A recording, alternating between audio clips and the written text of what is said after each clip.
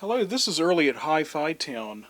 First, I want to apologize to viewers of the channel and also customers. I wish I had more time to do statement and educational videos about some of the vintage audio that we handle over the years.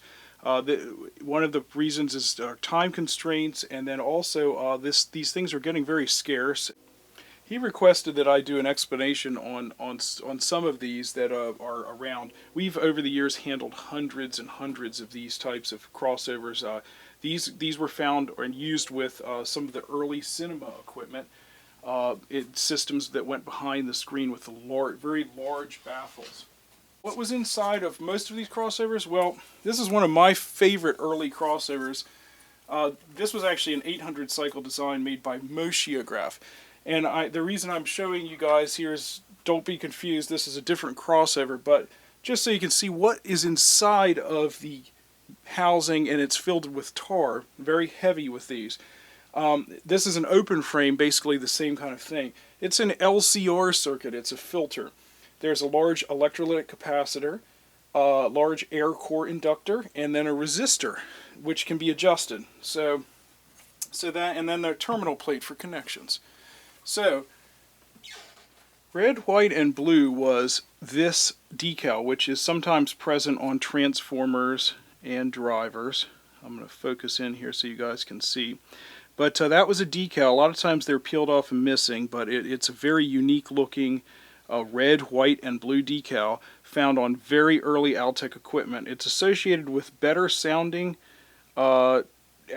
early drivers and diaphragms, so almost anything from this era is going to be more collectible, heavier, generally nicer sounding, lower power, more efficiencies, higher impedance ratings, tube friendly, and so this is the best. Now, what we noticed, the reason I'm shooting this video is to show you guys that these are heavier than the later versions of the N500c.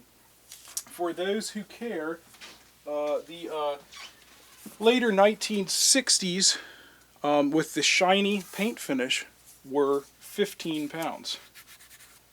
And again, they started with these in the 1960s. And these would have been out of Anaheim and California area. And there's a close-up of the tag. That's the later version. These weighed about 15 pounds.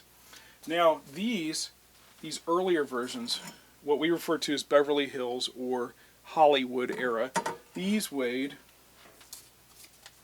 17 pounds.